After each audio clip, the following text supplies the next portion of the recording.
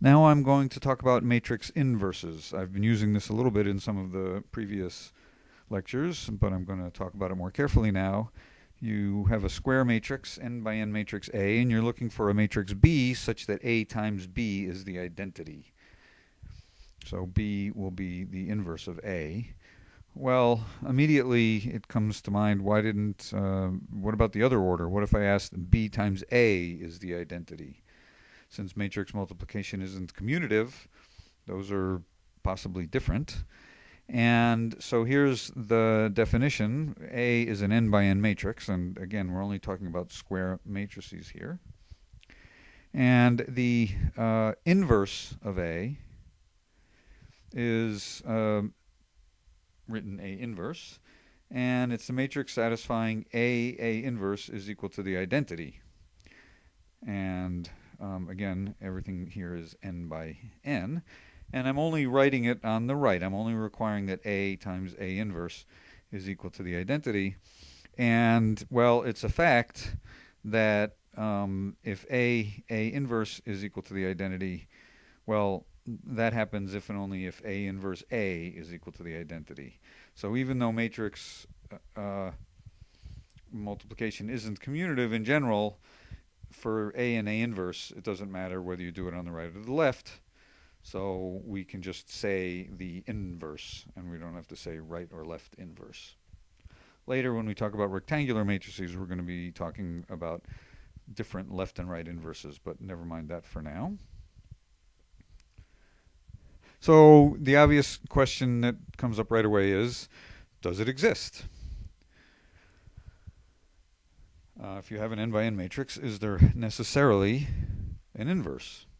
And the obvious answer is no. For example, take the zero matrix. There's no way you can multiply the zero matrix by anything and get the identity. And, well, a slightly less extreme example is not the zero matrix, but this matrix. Also, it's impossible. This does not have an inverse.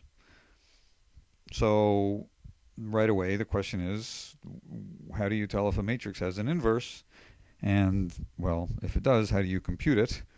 And so here's the big theorem of this lecture.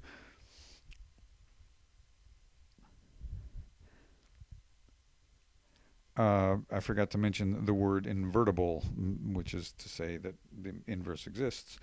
A matrix A is invertible if and only if it's non-singular.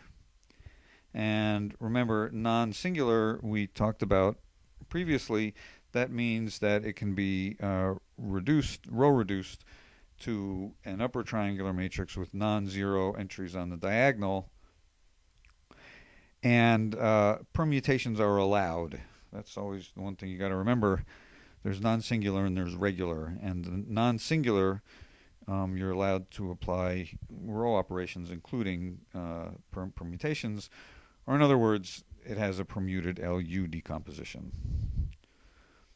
All right, so let's look at this a little more. Well, let's look at an example. Well, here's an extremely elementary example. Let's look at the 1 by 1 matrix with an A in it. Well, the inverse is the 1 by 1 matrix 1 over A, and that exists if and only if A is non-zero. So let's go to 2 by 2. Let's take an arbitrary 2 by 2 matrix and try and compute its inverse. Let's sort of do it by brute force. So you put an XYZW over here on the right, and you're trying to find XYZW such that this works. Well, let's see. If you multiply this out, that says that AX plus BZ is equal to 1, and AY plus BW is 0, and CX plus DZ is 0, and CY plus DW is 1. So let's look at this. So this is a system of linear equations. And now there are 4 equations and 4 unknowns. So you can really rewrite this as a 4 by 4 system in the 4 unknowns, X, Y, Z, W. And if you write it out, you get this fairly simple looking matrix with some C's and some D's in it. And you're multiplying this by X, Y, Z, W. and you're trying to solve that is equal to 1, 0, 0, 1. So, for example, this first row, A0, B0, times the variable column says that AX plus BZ is equal to 1. That's this first equation over here. And the second row of this matrix, when you multiply that times XYZW, that says that AY plus BW is equal to 0. That's this equation, and so on. Okay, so now we're back on familiar territory. We know how to solve a 4x4 system of equations. Let's rewrite it here. And just to avoid having to do some special cases, let's just look at the case when both A and C are non-zero, so I don't have to mess around with some permutations and stuff. So the way you solve this is you multiply the first row by minus C over A and add it to the third, and similarly with the second to the fourth. And when you do that, this is what you get. There's the matrix on the left becomes upper triangular, and over on the right there's a little bit of a change here from one of the steps. You get this minus C over A in the third spot, and now we're basically done. You just finish this by back substitution. So the very last equation becomes D minus BC over A times W is equal to 1, and you're going to solve that for W. Well, let's get this over a common denominator. Over here, this expression, we multiply the first term by A to get this, and we conclude that W is A over AD minus BC. And then you go back to the Z variable, and that's very easy. You just conclude that D minus BC over A times Z is minus C over A, and that's easy enough. And if you just work that out, it turns out that Z is minus C over AD minus BC, and so on. You go back to get the Y, and that turns out to be this, and finally W turns out to be this. All of them have the same AD minus BC. Excuse me, X is the last one. They all have AD minus BC in the denominator, and I forgot a minus in front of this B. So that's just straightforward solving this 4x4 system of equations. And now, of course, there's trouble if AD minus BC was equal to 0. You couldn't divide by it.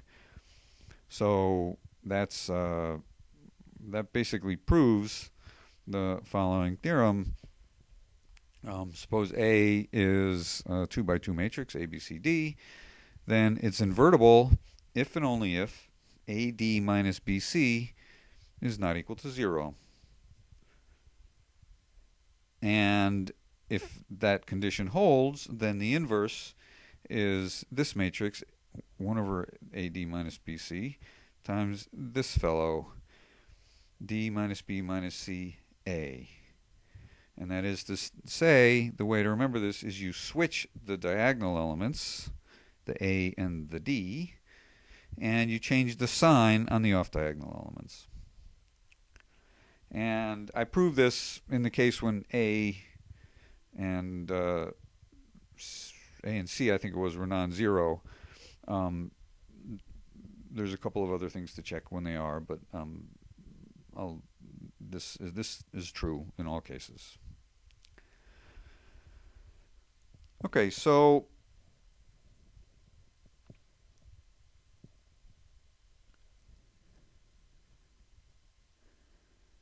here's a little problem that I suggest. It's not a homework problem or anything, but just something that I suggest you check.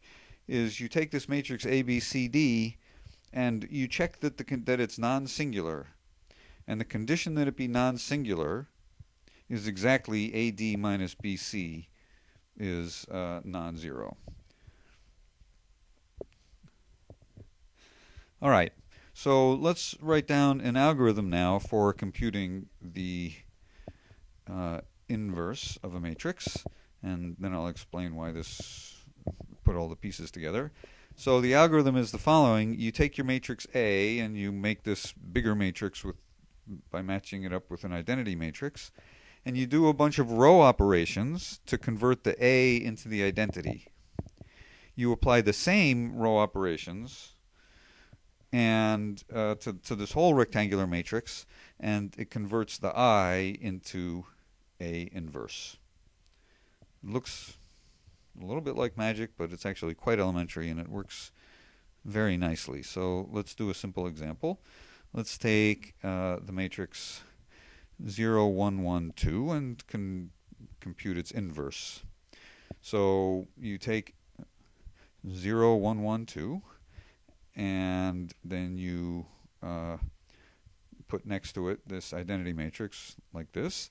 And now we start applying row and column operations. We want to make the left-hand, just row operations. We want to make the left-hand side the identity. Well, the first thing is to switch the two rows. That's a legal operation. You get this. And now we're close. We have to use this 1 in the lower right-hand corner to kill the 2. And so you multiply the second row by minus 2, and you get this. And now the matrix to the left-hand matrix is now the identity, so the right-hand matrix is the inverse. And we see that that does agree with the formula we had before. We switched the diagonal elements.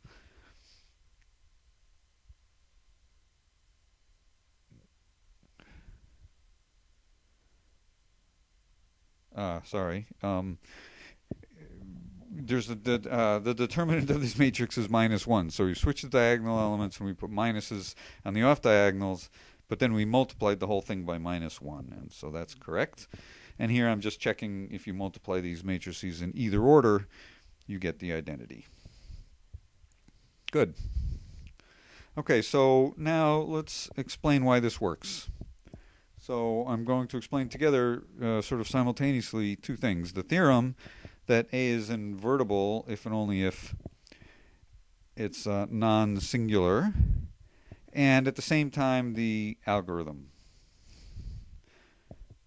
So, all right, so let's see how this works. So we start with our n by n matrix A, and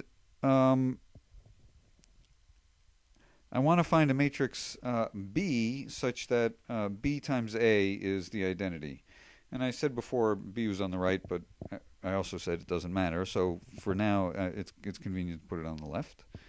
And remember that multiplying a matrix on the left amounts to doing a bunch of row operations. So we can find a B which makes BA is equal to the identity if and only if you can do a bunch of row operations to A to turn it into the identity. And so the idea is you start with Gauss, and then you sort of keep going. So let me illustrate what I mean by that. You start with A, and you start by applying the Gauss, and we allow permutations. And, well, if the matrix is non-singular, then we can get it to this with some non-zero guys on the diagonal, zeros below and anything above. That's the permuted LU decomposition written this way. And now that I'm here, I can multiply this. I can get to a matrix which looks like this with 1s on the diagonal. And the way I do that is I just multiply on the left by the diagonal matrix with A1 inverse, or 1 over A1 down to 1 over AN on the diagonal. Okay, so that's also an operation on the left, and now I'm here. And now what I do is I sort of go backwards where I add rows going up in order to use these 1s on the diagonal to kill everything above it. And these are perfectly valid row operations. They're not lower triangular. Now they're upper triangular, but that's fine. And when I'm done, I will be at the identity. So if the matrix is non-singular, I can apply a bunch of row operations and get to the identity. That's what I just sketched. So let me summarize it like this. I start with my matrix A, and I multiply it on the left by some lower triangular matrices, some permutation matrices, some diagonal matrices, and some upper triangular matrices, all mixed up in many of each. But at the end of the day, I get to the identity, and here I'm indicating that this E is something lower triangular, and the P is a permutation matrix. This D is this matrix with the 1 over AI's on the diagonal, and this F is upper triangular. So a bunch of operations like this, I get to the identity, and then the product of all of these matrices over here is A inverse.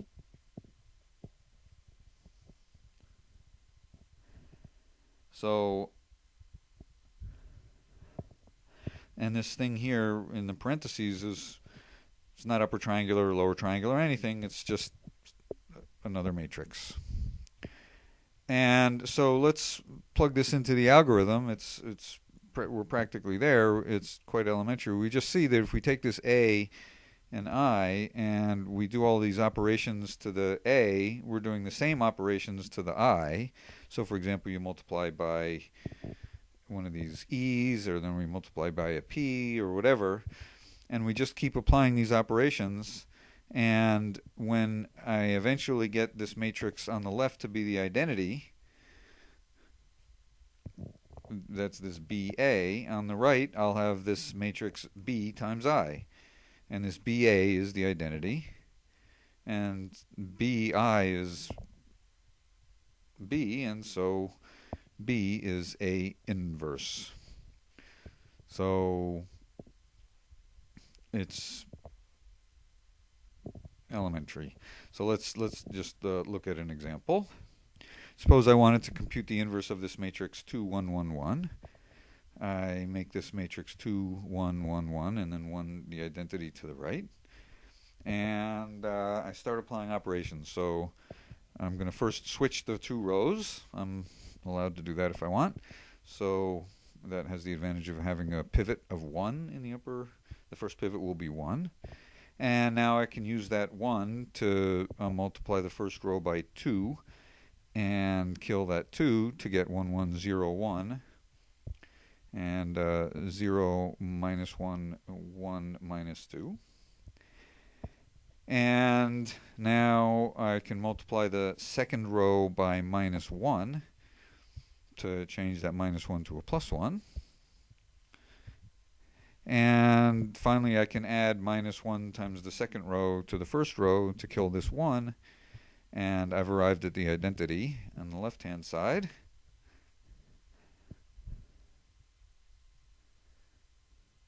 And so the inverse is this matrix 1 minus 1 minus 1, 2, which is correct. Okay, let's look how this happens. So the matrix that accomplished this first step was this permutation matrix, and then this lower triangular matrix, and then this diagonal matrix, and finally this upper triangular matrix. So in other words, what I just computed is that the inverse is the product of those four matrices in the appropriate order. It's this. The very last one is this 0, 1, 1, 0, and then working backwards, those four matrices all in a row, and if you work it out, you just you see that indeed the product of those matrices is the inverse. So that's how the algorithm works.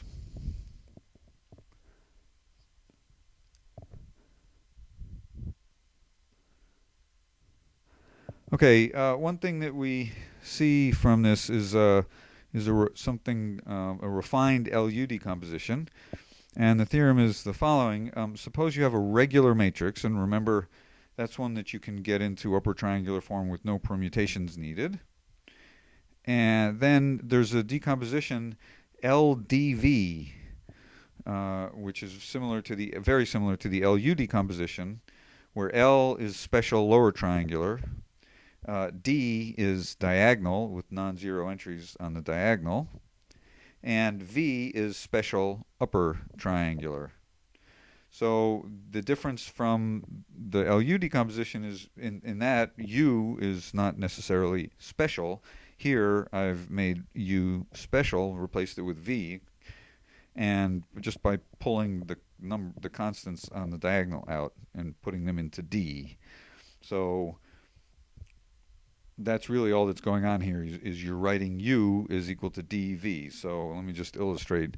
It really comes down to the following. If at some point in your algorithm you derived at something u like this, you can pull the diagonal elements out and write it as a diagonal matrix times something special, upper triangular, in this case 1, 1/2, 0, 1.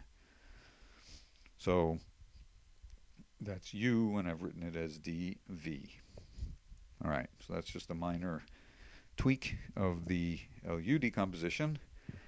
And finally, I just want to illustrate how this inverse stuff applies to solving linear systems. Suppose I have an equation ax is equal to b.